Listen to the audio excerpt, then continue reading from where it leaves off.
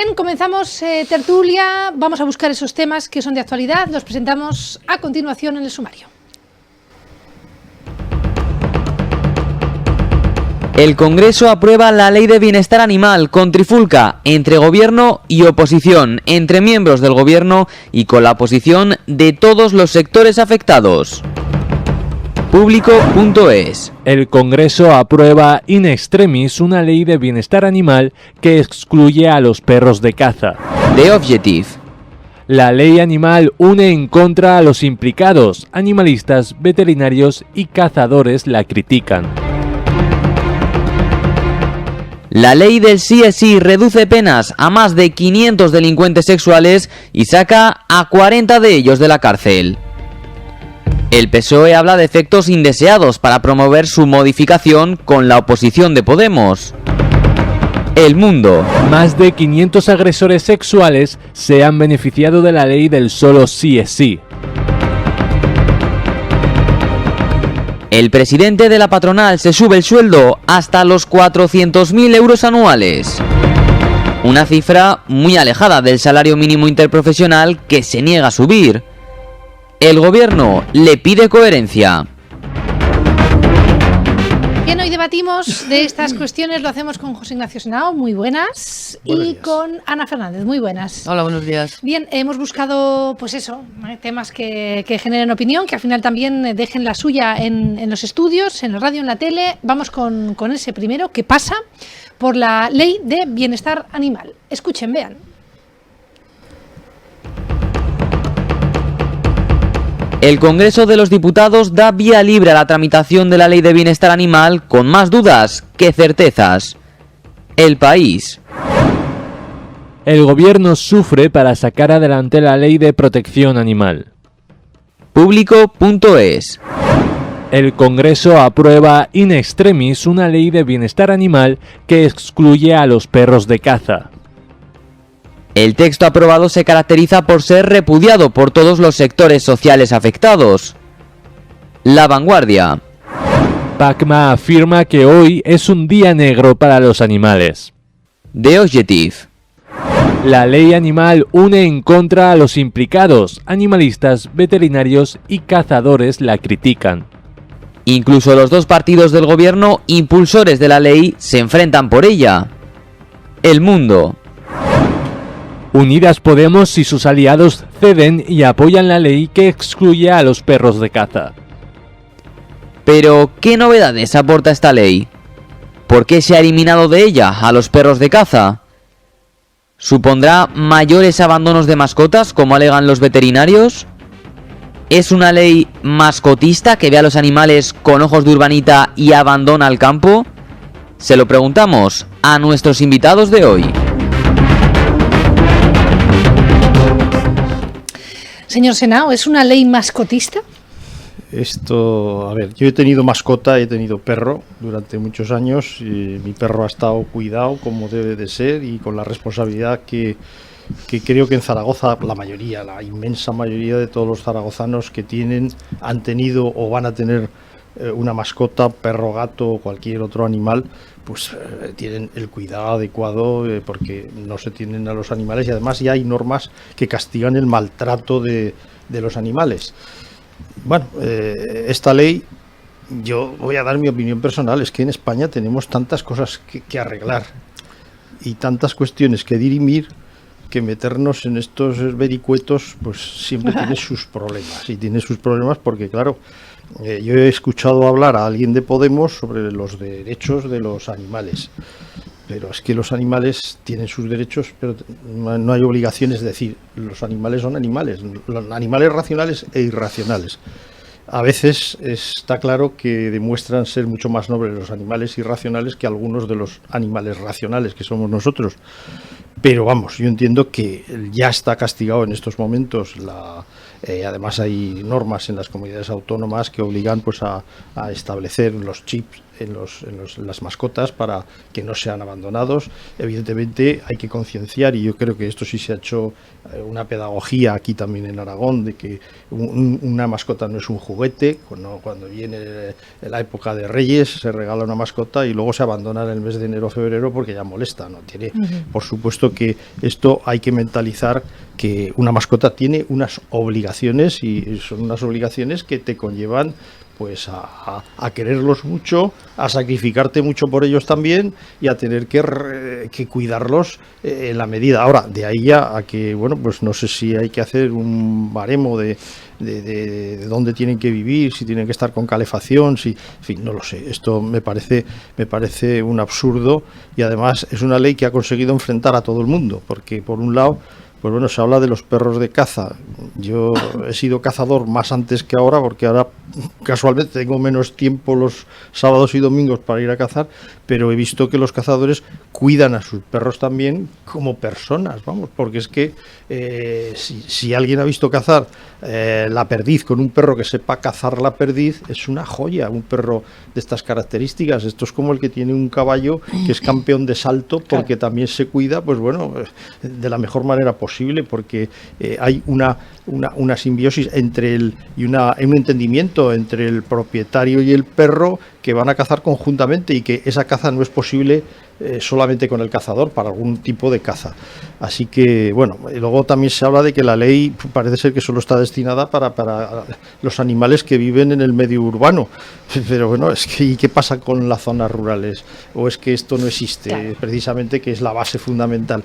No lo sé, no lo entiendo, y creo que en España tenemos ahora temas muchísimo más urgentes como para meternos en estos debates, que casualmente vuelve a ser otra ley de Podemos. Unas veces es de la señora Belarra y otras veces es de la señora Montero, pero en fin, esto lo único que origina son conflictos a la coalición, conflictos a todos los demás españoles innecesarios, porque ahora tendríamos que estar hablando de otros temas más importantes. Señora Fernández, ¿opiniones? ¿Es una ley mascotista, decíamos al inicio de la pregunta? Bueno, yo no sé si es mascotista o no, pero evidentemente en el medio urbano se suelen tener animales en muchas familias, pero en el medio rural también hay muchas casas que tienen también mascotas, ¿no? Y esta ley lo que trata es de proteger el maltrato. Decía José Ignacio antes, yo cuido muy bien a mi mascota, evidentemente, yo no tengo, pero mi familia tiene y lo cuida, en fin, como si fuera un hijo casi, ¿no? Quiero decir, pero eso no quiere decir que no haya realmente maltrato animal, que sí que existe, ¿no? Y también ponías como ejemplo las familias que compran un perro a sus hijos y que luego cuando llega el verano pues lo abandonan. Y no sé exactamente, porque no conozco los datos, ¿no? Pero existe ese problema, o que maltratan a otros animales. Y en ese sentido, hombre, claro que hay discusiones y disensión en relación con este asunto. Los animalistas, por un lado, queriendo proteger todavía mucho más de lo que lo hace la ley, por lo tanto no están conformes, y en todo caso la Federación de Caza, escuchándoles, lo que sí que están de acuerdo es con el final, ¿no? Con el resultado final de la ley, que se ha debido a una enmienda que ha planteado el Partido Socialista, que no estaba en la ley, que saca a los perros de caza y también a perros policías, todos aquellos que se llaman animales de faena, ¿no? O de trabajo, y los saca de esas disposiciones. Por lo tanto, al final los cazadores en este caso parece que sí que están satisfechos con el resultado, aunque todavía no ha terminado su tramitación, ¿no? Tiene que ir al Senado y luego volver al Congreso. Una cuestión más. Fíjese que lo que ha matizado el señor Senado hace unos minutos, ¿no? Decía, hay cuestiones más importantes que estar debatiendo en este caso esta propuesta o esta ley, ¿no? Claro, al final también no nos olvidemos que más allá de lo que los medios, la prensa ponga en la palestra, el Congreso lleva su trabajo, va aprobando sus leyes, ¿no? ¿Ustedes creen que esta ley que llega y se aprueba hace unas horas ha sido porque llevaba un calendario en tiempo y forma, o ha sido para precisamente tapar otros conflictos que están dejando ver esa grieta entre Podemos y PSOE? Señor Senado. Esto es una ley política y lamento tener que decirlo porque efectivamente se utiliza ahora en un momento en el que la fricción entre los dos partidos que sustentan la coalición, tanto PSOE como Podemos, pues está en crisis grave por el otro tema que vamos a hablar a continuación. Y bueno, pues se lanza ahí también para ver qué pasa, a ver si nos entendemos, lo sacan a colación cuando es algo que evidentemente hay que pensarlo. Y las leyes hay que pensarlas, sobre todo no se pueden hacer a tontas y a locas. Una ley tiene sus efectos secundarios y efectos terciarios y efectos primarios, y entonces una ley debe de ser analizada pues a través, en muchas ocasiones, del Consejo de Estado cuando lo requiere, de los expertos, de los asesores, inmensos cantidad de asesores que hay en todos los grupos parlamentarios, y que el propio gobierno, vamos a decir, cada ministerio tiene una legión de asesores que deberían de no tener que permitir errores tan graves en leyes que luego tenemos que padecer todos los ciudadanos, todas las personas, y en este caso porque afectan pues a toda España. Esta ley, como digo, es una ley para mí en estos momentos política. Probablemente requiere, si ahora mismo se están presentando entre los propios miembros del gobierno, se están presentando enmiendas, es porque no se ha debatido lo suficiente. Supongo que estas cuestiones, antes de sacarlas a la luz, deben de estar estudiadas y deberían de salir para un debate sosegado, un debate sereno en el que todos los grupos parlamentarios pudieran aportar sus iniciativas, y también, por supuesto, la sociedad civil, que para eso está, porque siempre cuando se promulga una ley de estas características se hacen unas ponencias donde cada uno plantea y presenta situaciones que luego evitan problemas a la hora de ponerla en funcionamiento o de promulgarla. Así que netamente política. Netamente político y oportunista, ¿no? Incluso, dice, esto muestra, bueno, la crisis de gobierno. ¿Piensa lo mismo, señora Fernández? No pienso. Yo creo que es una ley que estaba ahí, como otras muchísimas leyes que ha ido sacando este gobierno de coalición y que le correspondía y le tocaba en este momento, porque si realmente hay diferencias, y lo hemos visto, entre los dos partidos que conforman el gobierno, no creo que les interese mucho en esta época ya preelectoral el sacar a colación sus disensiones, ¿no? Con lo cual yo entiendo que es que le correspondía. Es más, no es una ley que se haya tramitado por el procedimiento de urgencia, como sí que hay otras que se tramitan por procedimiento de urgencia. Entiendo yo que esta no, que esta ley ha seguido sus pasos, sus trámites, pero que no había acuerdo en todos sus aspectos entre los partidos, y por lo tanto entiendo que les habrá costado más el llegar a negociarlo, entiendo yo. ¿Ustedes creen, ya para finalizar, simplemente que hasta que esto se ha aprobado ha habido mucho debate con los perros de caza, con los cazadores, con el sector que tiene caza, con las personas que tienen mascotas, y bueno, pues obligaba a realizar un curso?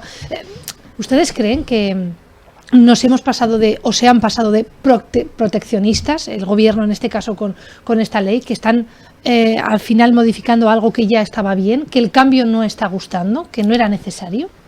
Yo insisto que es que las comunidades autónomas, la mayoría de ellas tienen reguladas estas circunstancias, y hay sanciones pero que muy importantes para todo tipo de maltrato animal. De hecho, estamos viendo que cuando se encuentran animales abandonados y tienen que intervenir secciones de la Guardia Civil o de cualquier otra circunstancia, tienen multas e incluso tienen penas de cárcel, con lo cual ahí ya está regulado de manera que está funcionando. Yo entiendo que nunca viene de menos el potenciar y el poder mentalizar a la sociedad de que cuando tienes un animal tienes una responsabilidad que asumir, pero de ahí a tener que regular todo esto pues como si se trataran de seres humanos, a mí me parece una verdadera pasada, hablando claramente para que me entienda todo el mundo. ¿Es una pasada, señora Fernández, también?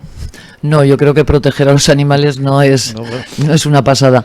También tengo que decir que no conozco toda la ley, no la he leído entera, he leído algunas cuestiones, por lo tanto no sé si se pasan de protección o no, no puedo opinar en ese sentido, lo digo claramente, pero independientemente de que en las comunidades autónomas, yo no sé si en todas está regulado y está legislado.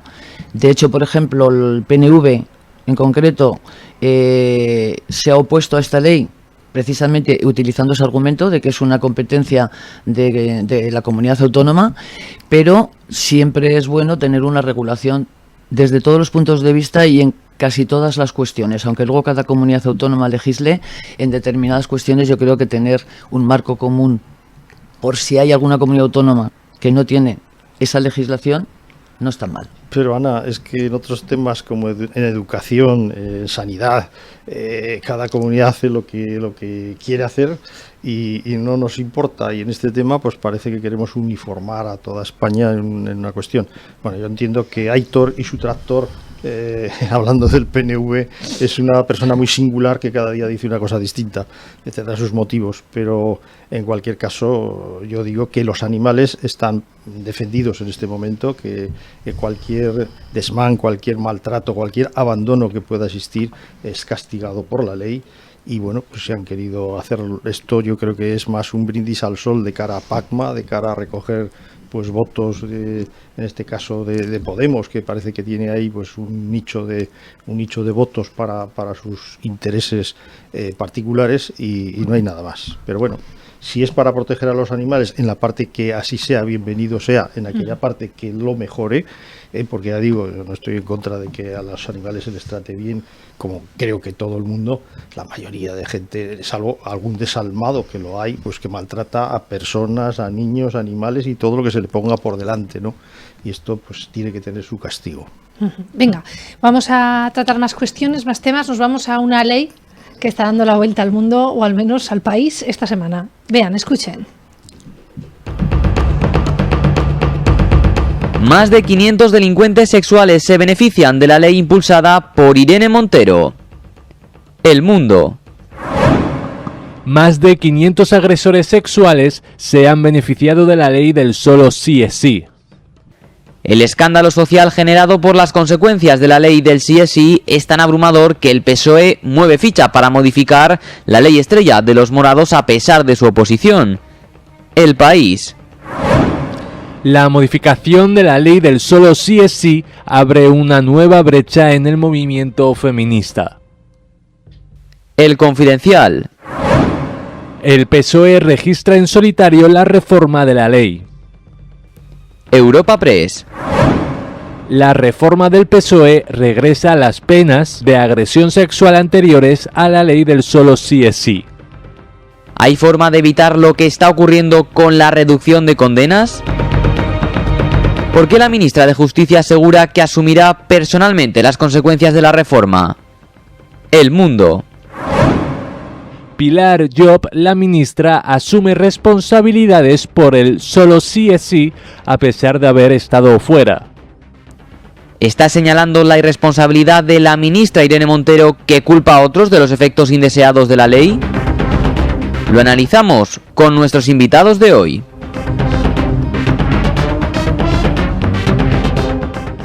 Bueno, pues opiniones de esta ley que ha dejado un titular por parte del presidente del gobierno. Yo doy la cara. Señor Fernández. Pues sí, la verdad es que llevamos ya, yo estoy un poco hasta el gorro y no lo llevo con este asunto, ¿no? De tantas declaraciones por un lado, por otro y de que no hay manera de que al final se pongan de acuerdo.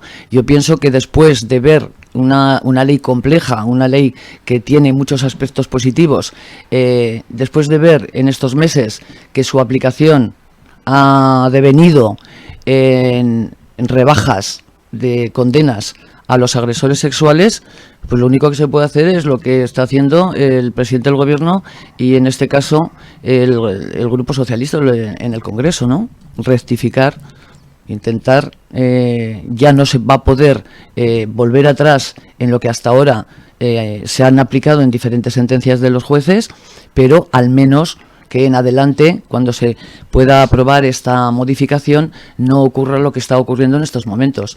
Y desde mi punto de vista, y viendo las cosas y las declaraciones por parte de por las distintas partes, entiendo que es la ministra de Igualdad la que da la sensación de que se está encastillando en su posición y de que no hay manera de que se pueda llegar a un acuerdo. Sabemos que es complicado porque una vez que está hecha la ley, rectificar eso es difícil, pero hombre, al menos habrá que, lo que digo, rectificar con la proposición de ley que el Grupo Socialista ha presentado, que lo que hace es volver a las penas anteriores, a esta rebaja. Montero afirma que está bien hecha y Bolaños que es imperfecta, señor Senado. Bueno, es que está grabado lo que hemos dicho sobre esta ley ya hace pero un par de meses, ¿no? Es algo que se veía venir, es algo que no se puede alegar ignorancia desde el gobierno de España, porque había informes.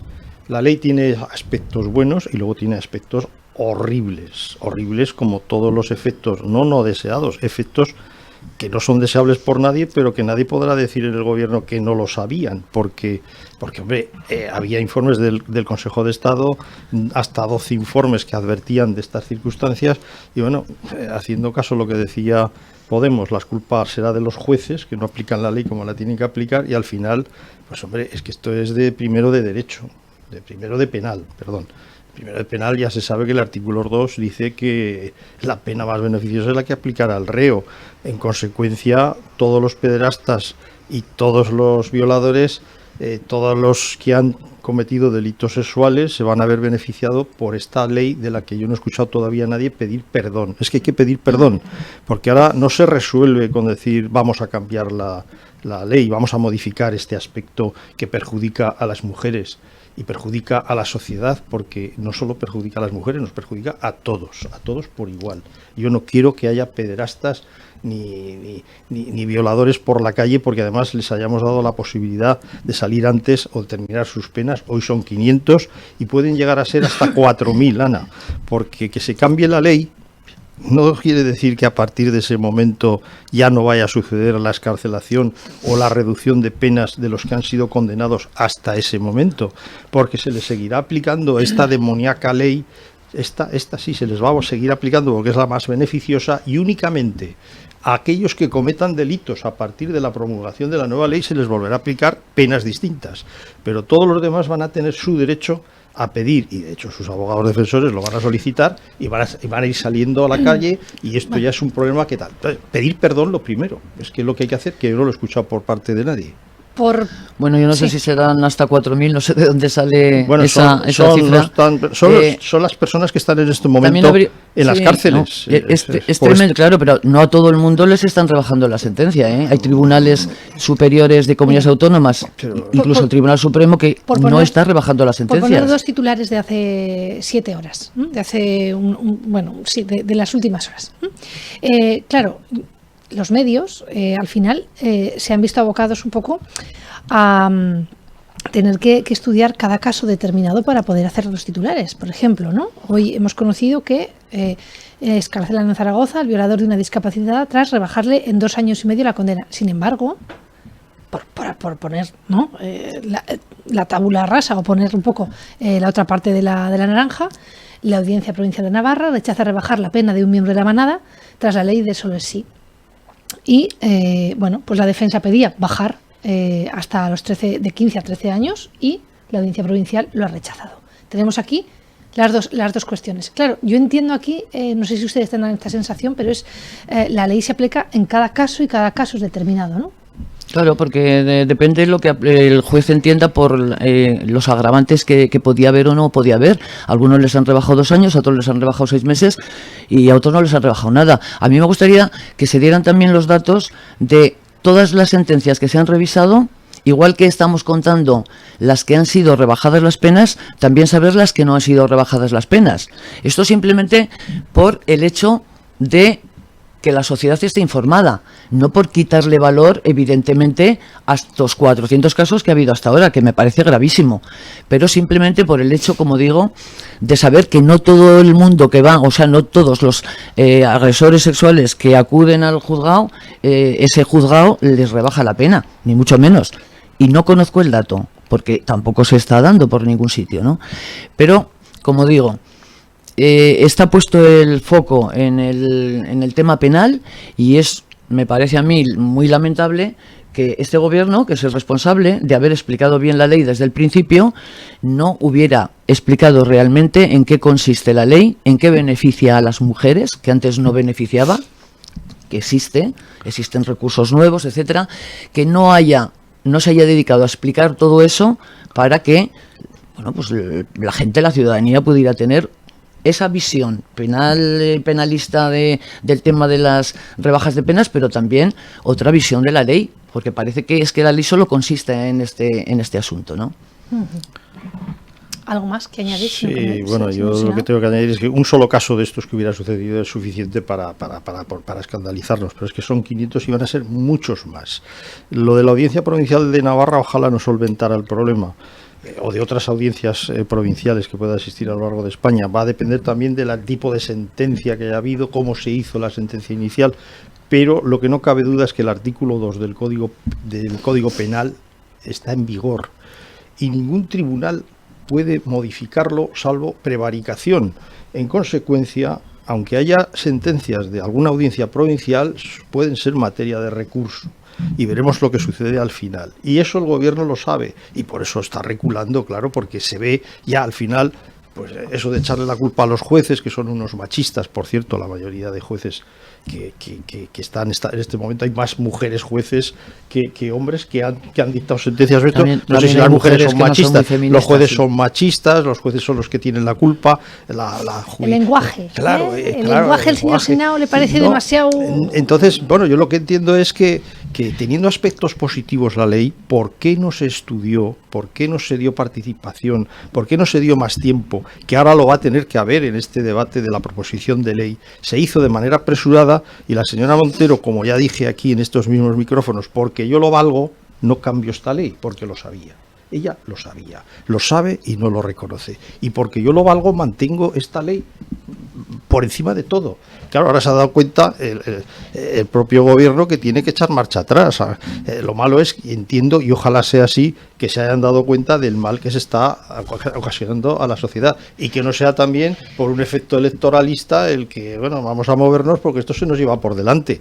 Hombre, un poquito de responsabilidad, porque ahora que diga la señora Llop que quiere asumir las culpas, yo entiendo que es la que menos culpa tiene del gobierno. La responsabilidad es de todo el gobierno porque es quien aprobó la ley. Pero, hombre, en este caso el señor Campo, ¿verdad?, que le han premiado con ser miembro del Tribunal Constitucional, es el que más responsabilidades tendría como ministro de Justicia, que lo fue cuando esta ley se debatió y se rumió, ¿verdad?, en la comisión y, por supuesto, luego en los plenos con las ponencias y con todas las advertencias que han debido de tapar, y no sé por qué, ese es el problema. Pero, en fin, esperemos que se resuelva a la medida de lo posible a partir del momento de la nueva promulgación y ojalá Dios pues sean los menos escarcelados posibles o los que menos se puedan ver reducidas sus penas. Pero el Código Penal está ahí y está ahí para todos. Lo vamos a dejar aquí y vamos a continuar ahora con otra cuestión que nos lleva directamente a la COE y al bolsillo. Vean, escuchen. El presidente de la patronal española se asigna un sueldo de 400.000 euros al año. El Confidencial. Garamendi tendrá contrato de alta dirección con COE y un sueldo de casi 400.000 euros. La cifra se conoce tras negarse a negociar con el gobierno la subida del salario mínimo. La Voz de Galicia. Que nos digan la cifra y ya está. El Mundo. Yolanda Díaz carga contra Garamendi. Le pido que sea coherente y negocie los salarios del resto. El Economista. Díaz pide coherencia con las subidas salariales tras conocer su sueldo en COE. En medio de la guerra de la patronal contra la subida del salario mínimo. ¿Qué opinan nuestros invitados? Bien, pues esa es la cifra. 400.000 euros. ¿Mucho o poco? ¿Qué les parece? ¿Van a aspirar ustedes también a ser presidentes o presidenta, en este caso de COE? Bueno, pues rebajan un poco, ¿no?, la sensación, porque vivimos en el mundo de la incoherencia. Ana, que empiece Ana. Venga, que Ana, supongo Ana. que esto le va a gustar más. Bueno, no me gusta nada, me parece muy lamentable, me parece una cosa tremenda, ¿no? Y una obscenidad, ya no solo por la cantidad de dinero que es, vamos, estratosférica. Cobra más. El presidente del gobierno gana 90.000 euros. Sí, no, pero ya no solo con el presidente del gobierno, sino con otros similares, Ahí va, la cifra. con otros puestos similares en el resto de Europa, cobra también 2 o 3 veces más este señor, ¿no? Entonces, claro, 1.080 euros, pasar de 1.000 a 1.080 euros, que es lo que al final ha conseguido hacer el gobierno con la ausencia del señor Garamendi, le parecía una barbaridad porque, bueno, la inflación está desbocada y lo que pasa, según él, cuando se suben los salarios es que la inflación todavía suba más. ya no solo es que se ausentó de esa negociación donde debía de haber estado, sino que tampoco está trabajando mucho por la concertación social, que evidentemente le corresponde como representante de la patronal de las empresas de este país, en la negociación de los convenios, etcétera. Hombre, y en el pacto de rentas, que ya se podrían poner a trabajar en eso, ¿no? Que es lo importante, ver hasta dónde pueden llegar los beneficios de las empresas y lo que pueden o no subir y qué pasa con los salarios de los trabajadores. Ya no solo por eso, sino porque, hombre, el porcentaje que se ha subido es de un 8 y pico, un 9%. En las empresas yo creo que en los convenios en los que se están negociando debe ser la subida de un 2 y pico o un 3%. Entonces, claro, cuando tú ganas ya 300 y pico mil euros y te subes un 9%, pues nos ponemos en unas cantidades impresionantes, ¿no? Qué desproporción, ¿no? Desde mi punto de vista, qué inmoralidad, qué desproporción. Que alguien pueda ganar, no, alguien no, muchísima gente gane 1.080 o 1.100 o 1.200 euros al mes y este señor gane 30.000 euros al mes, ¿no? 28.000 o 30.000. Dividiendo, sale al mes. Bueno, yo no sé cómo este hombre puede ir a una negociación en los próximos tiempos exigiendo a los trabajadores que no se pueden subir los salarios y que no se pueden subir los convenios, porque mire usted, va a venir la apocalipsis. Claro, sí que es cierto que bueno, el mundo empresarial al final se ha creado para ganar dinero, quiero decir, y a veces los códigos son otros, ¿no? En las empresas, pero independientemente de esto... Sí, pero perdona, Nuria, es que una empresa tiene todo el derecho del mundo a ganar dinero, una empresa. Estamos hablando del representante... De las empresas. Sí, de las organizaciones empresariales. Él no tiene una empresa, él está cobrando de esa organización, de la COE, de la aportación de todas las empresas y entiendo que también en parte de subvenciones del Estado. Entiendo. Señor Senao, sensaciones. Yo hago un poco de abogada del diablo sí, en cada bueno, tema, yo pero... en principio creo que es un 3% lo que se va a subir finalmente, porque hay que saber lo que cobraba antes y la noticia del 9% es una noticia fake. Pero bueno, aun con todo, aquí yo creo que el debate debe ser si se lo gana o no se lo gana. Yo no sé si se gana el sueldo o no se lo gana. En cualquier cuestión, en cualquier caso, digo, esto sería un tema de la propia organización, que es la que va a aprobar o ha aprobado o tiene que pasar todos los filtros que hay en su comité ejecutivo y en todo el tema de valoraciones para aplicar al final ese sueldo. Ya digo, ¿se lo gana o no se lo gana? Bueno, la propia organización es libre de marcar. Yo estoy de acuerdo en que, por ejemplo, el sueldo del presidente del gobierno es de risa. Son en neutral 90.000 euros, pero vamos, que entiendo que será un poquito más porque tendrá algún plus, pero bueno, que aunque redondeen los 100 o los 120. No hay pluses, cobra más un secretario de Estado que sí llegará a los 120 que el propio presidente del gobierno. Pero bueno, en estas cosas ahí las valoraciones son siempre a veces y comparaciones son raras. Voy a poner un ejemplo que no viene al caso, pero por ejemplo, Pape Güell en el Real Zaragoza, un hombre que ha venido fichaje estrella, que no ha metido un solo gol y tiene un salario o un coste para el Real Zaragoza superior a los 500.000 euros anuales. Bueno, ¿se lo gana? ¿No se lo gana? Pues no lo sé. Este señor, creo que no. Este señor no lo sé, lo desconozco. En fin, yo no estoy de acuerdo en todas las declaraciones que él hace, algunas declaraciones que no me gustan personalmente, pero cuando la propia COE lo ha elegido y ha refrendado o le ha puesto ese salario, será porque se lo gana en defensa de la propia organización. Lo de los temas de que decía Ana, colgándose de la percha de que pueda haber aportaciones de los presupuestos generales del Estado, son para otras cuestiones. Eso es para hacer los cursos reglamentarios, pasa igual que en los sindicatos. Claro, por eso lo digo, porque tanto empresarios como sindicatos no debe tener nada que ver con las aportaciones que todas las empresas hacen a la propia COE, que quiero decir que es autosuficiente con las aportaciones que hacen de toda España. Pero ya digo, no lo sé. Primero y fundamental es saber si se lo gana o no se lo gana, porque ya terminó. Por ejemplo, estoy seguro que la vicepresidenta del gobierno, si sumamos el sueldo de todos los asesores que tiene en su vicepresidencia y Ministerio de Trabajo y Seguridad Social, suman varios millones de euros. ¿Se los ganan? ¿No se los ganan? Pues bueno, no lo sé, ya veremos.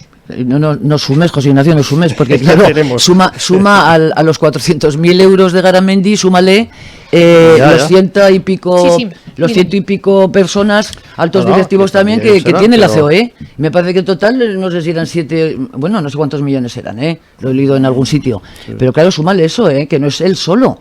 en la cúpula de la COE. Que hay ciento y pico nosotros empleados. En televisión estamos todo el rato, bueno, aparte de, evidentemente, ¿no? Viendo imágenes de Garamendi, también viendo imágenes del Senado.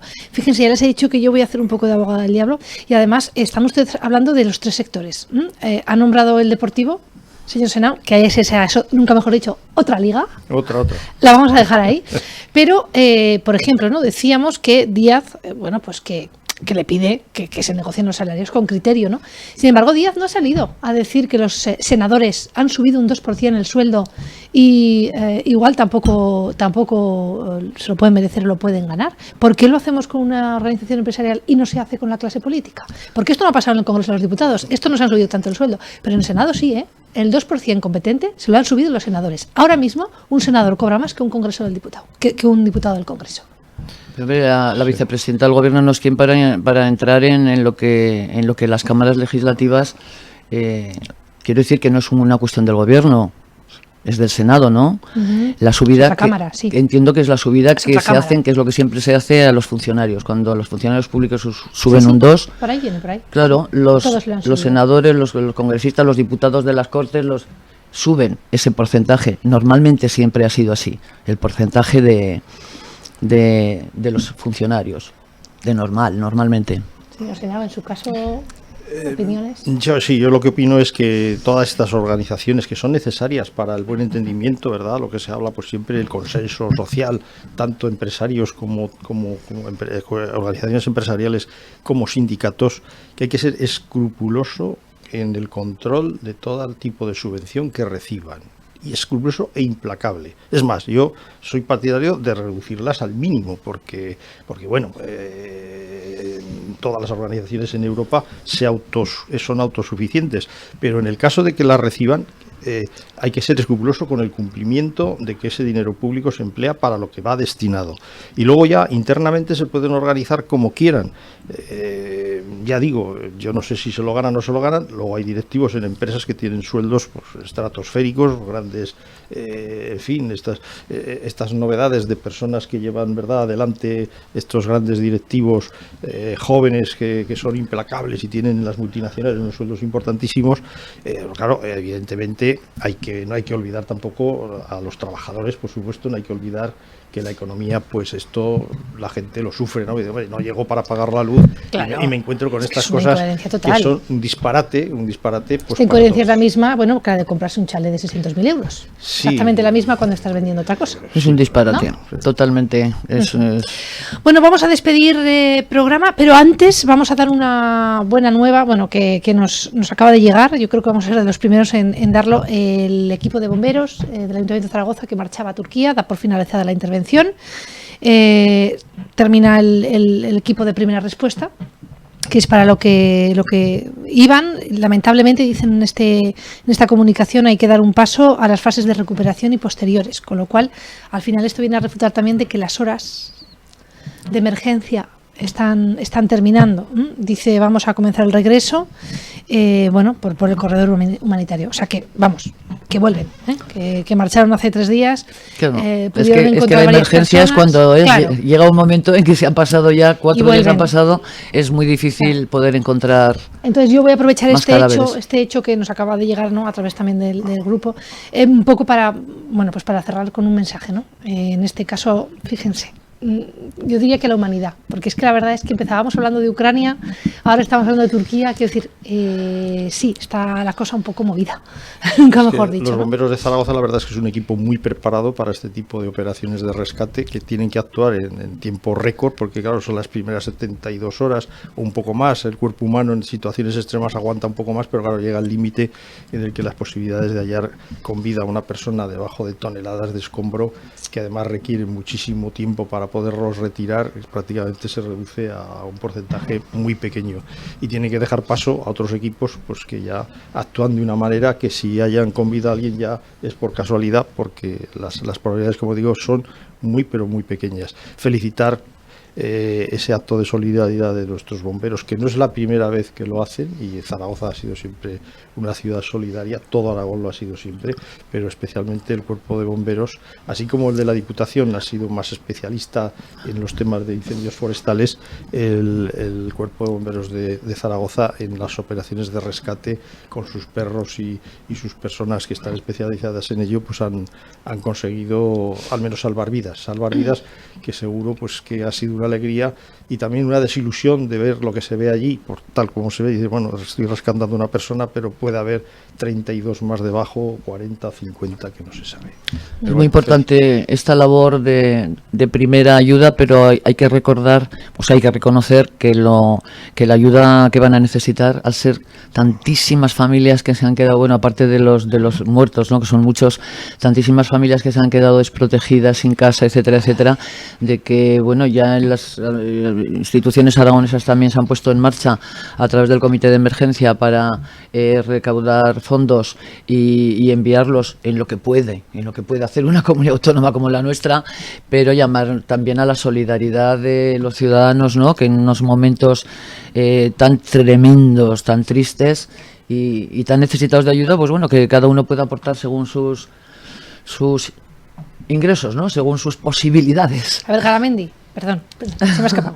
Garamendi podría aportar algo más. Y Ana, que yo sí me consta que ha recorrido escenarios de guerra, pues hombre, lo que está sucediendo, por ejemplo, en Siria es dramático, ¿no? Porque una zona asolada por una parte y por otra, personas que no se sabe si van a sobrevivir, y que si sobreviven no se sabe ni siquiera van a tener la atención adecuada o van a ser recluidos o fusilados al amanecer, ¿no? Es lamentable, pero esto es el desastre de las guerras que no deberían Bueno, de existir. terminamos con sensación triste, muy triste esta tertulia, ya lo decíamos también al inicio de la mañana. En cualquier caso, son las noticias que están en estos momentos en la palestra y que toca contar.